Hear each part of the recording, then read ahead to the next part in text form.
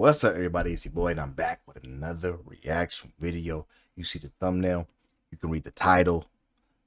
It's gonna be a fire video today. But before we get into this video, if you want us to go straight to my reaction description, timestamp, click that, go straight to my reaction. Everybody else, you know what time it is. Housekeeping time.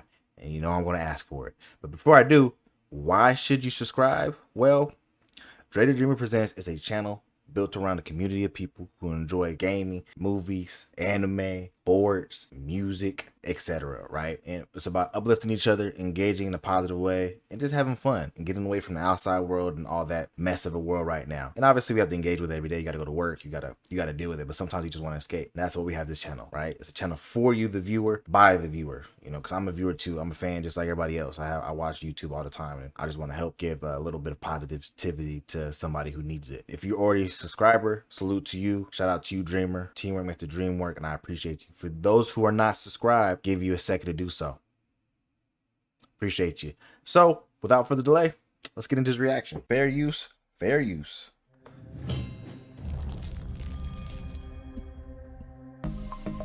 UFC 266 Diaz versus Lawler took place Saturday, September 25th at T-Mobile Arena in Las Vegas, Nevada. In a long-awaited blockbuster rematch, Nick Diaz returns against former UFC welterweight champion Robbie Lawler in a 5-round thriller. Let's talk Diaz versus Lawler. Nick Diaz, repping 209, comes in 26-9, fighting out of Stockton, California, and intends to remind fans why he is still among the best in the world by taking out Lawler a second time. The ultra fan favorite Diaz is a pioneer in the sport that brings in a crazy level of toughness, incredible cardio, and high-level boxing with a slick ground game as well. But on the other side of the octagon, you have the former UFC welterweight champion, ruthless Robbie Lawler, 28-15, fighting out of Coconut Creek, Florida, and aims to secure a measure of revenge against Diaz and begin climbing the ladder back to the belt. Lawler brings in a lot of experience and usually fights with a controlled chaos mentality. He brings in a high-level striking game with ferocious power. He is well-conditioned, very well-rounded with incredible toughness, and tonight looks to show the world why he still belongs at the top, and I can't freaking wait. Tonight's betting odds has Diaz coming in at a +140, and Lawler comes in at a -160 favorite. All right, here's how it went down. Lawler comes out guns a-blazing like a missile with kicks, punches, and knees, and was landing a lot of shots in the first minute. This fight was in a phone booth all night, and the real story of the night was Lawler never stopped walking him down, even though Diaz was landing so many pawing shots that were landing, but Lawler allowed no space all night. Almost a minute into round 3, Lawler lands a quick check right hook that sat Diaz down to the mat, and he never got back up, and the referee stops the fight. Robbie Lawler defeats Nick Diaz by TKO 44 seconds of round 3. All right, here's my final thoughts.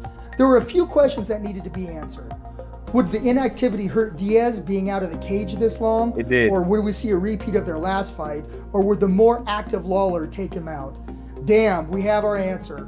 I want to give a lot of credit to Nick for taking this fight, and he's been off for so many years coming into this fight, and he fought a very active and powerful fighter in Lawler. Diaz fought hard, but tonight the night goes to Lawler, who came into this fight with a clear game plan of consistent pressure, which is not easy taking all the pawing punches from Diaz. They also invested in the legs and the body of Diaz, but Diaz is as tough as they come, but tonight Lawler fought with a lot of passion, toughness, and heart.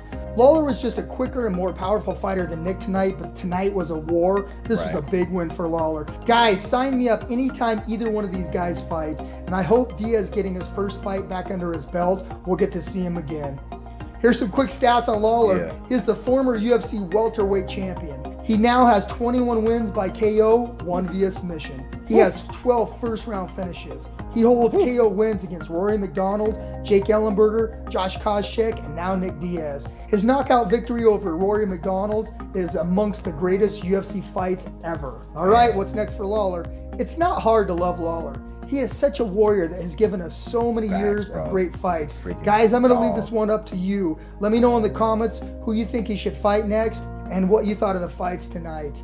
Don't forget to smash that like. Okay, got enough there. Shout out to MMA Weekly for that video. Fair use. That content belongs to them. I'll have an original link in the description below. So let's talk about that fight.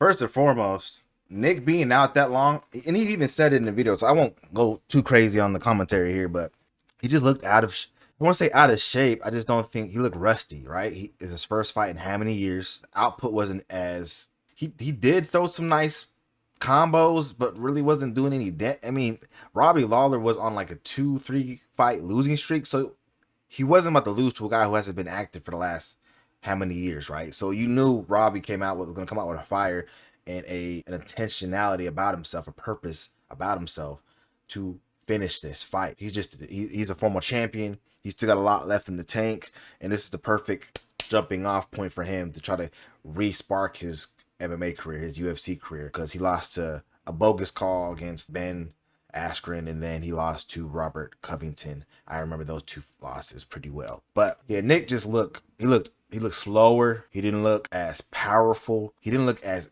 great as in shape that he usually looks. He just didn't have that same and he's getting older. So I mean, what do you expect? These are things that we all know that happen with time, wear and tear. It's just going to be one of those things. And especially if you're not fighting, like I feel like people say the older you get, like you don't have to fight as much. I feel like you have to fight more just to stay in shape more, because obviously there's a balancing act to it. But you notice Robbie's been active, fighting 1 or 2 times a year. He's not going crazy, but he's consistently working, and that helps him maintain the longevity, because he's not allowing himself to just get in this getting out of rhythm, right? And MMA is really about rhythm. Obviously, styles make matchups. Experience is huge. Being in that cage is huge. And fighting and getting that experience, you have an automatic edge over your opponent. And this is why you see guys with all these fights going in there and just having success. And with that said, he'll be back.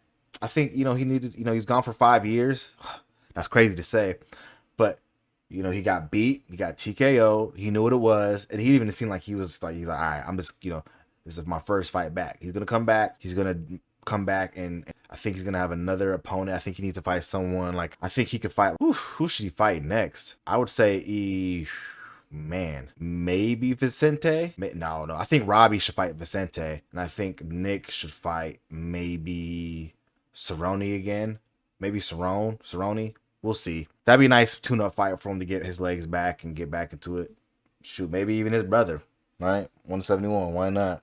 Either way, man, that's kind of my thoughts. I thought he looked rusty. I thought he looked older, out of shape, not as fast, not as quick. Robbie looked like a freaking dog. He looked like he was hungrier. He looked like he was sharper. He was taking punches, but he was giving them back. Like he was the more durable fighter. And yeah, it was just shout out to Robbie Lawler. Dude's a freaking monster. So yeah, that's my thoughts on it. What you guys think of the fight? Did you want Robbie to win? Did you want Nick to win? Are you happy with the outcome? Are you not happy with the outcome? Let me know in the comment section below. And if you want me to react to anything, any videos or any type of other content, go ahead and type that thing in the comments below. I'll get back to you. I promise I upload every Wednesday, Friday, and Sunday. So just know that's my schedule. And then weekends I do streaming. So yeah, I appreciate you guys. Remember, teamwork makes the dream work. And until next time, my friends, remember to love, live, laugh, enjoy today, because tomorrow is not promised. Until next time, my friends, peace.